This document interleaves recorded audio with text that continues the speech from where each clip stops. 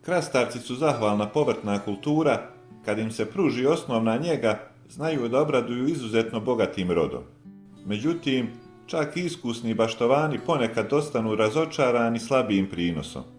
Razlog najčešće nije loše sjeme, već sitne, ali ključne greške u uzgoju koje se lako potkradu čak i onima koji imaju iskustva.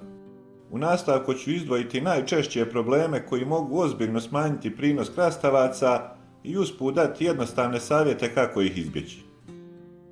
Jedna od najčešćih početničkih grešaka je sadnja krastavaca preblizu jednih drugima. Kad biljke nemaju dovoljno prostora, vazduh slabo cirkuliše, a višak vlage stvara idealne uslove za razvoj bolesti. Uz to, biljke se međusobno guše, bore se za vodu, hranu i sunčevu svjetlost. Sve to direktno utiče na slabiji rast i manji broj plodova. Preporučeni razmak oko 30 do 40 cm u redu i 80 do 100 cm između redova. Vrijedi se pridržavati jer pravi razliku između prosječnog i obilnog roda. Krastavci imaju plitak korijen i osjetljivi su i na sušu i na previše vlage.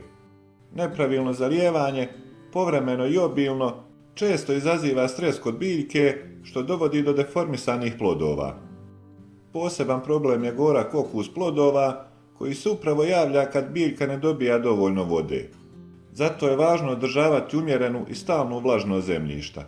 Najbolje je zalijevati rano ujutro ili predvečer, oko korijena i svakako ne po listovima. Ako imate mogućnost, sistem kap po kap je odličan način da se voda ravnomjerno rasporedi. Bez dovoljno hranjivih materija u zemlji, krastavac ne može da formira zdravi plodan žbun. Ipak, ni previše đubriva nije rješenje, naročito azota, jer tada biljka razvija samo lišće, a plodova bude vrlo malo. Najbolje rezultate daje umjerena i redovna prihrana, prilagođena fazi rasta. Od prirodnih rješenja posebno se ističe tečno đubrivo od koprive, jednostavno se pravi i veoma je djelotvorno za jačanje biljke i bolji razvoj plodova. Za razliku od nekih drugih biljaka, krastavci ne podnose baš najbolje jako direktno sunce tokom cijelog dana. Kad su stalno izloženi žarkim zracima, listovi mogu da izgore, biljka da uvene, a oplodnja da oslabi. Idealna situacija je da imaju jutarnje i dio popodnevnog sunca, ali da u najtoplijem dijelu dana budu u polusjeni.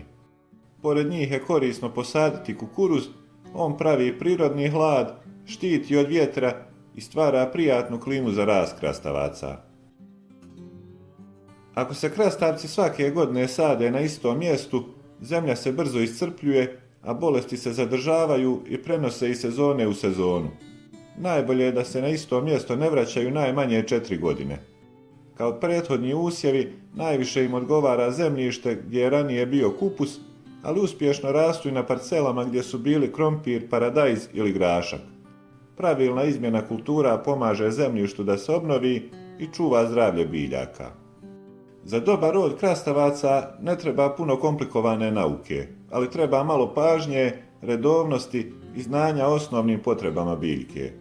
Ako izbjegnemo najčešće greške i vodimo računa o zalijevanju, prihrani i mjestu sadnje, biljke će uzvratiti obilnim i ukusnim plodovima.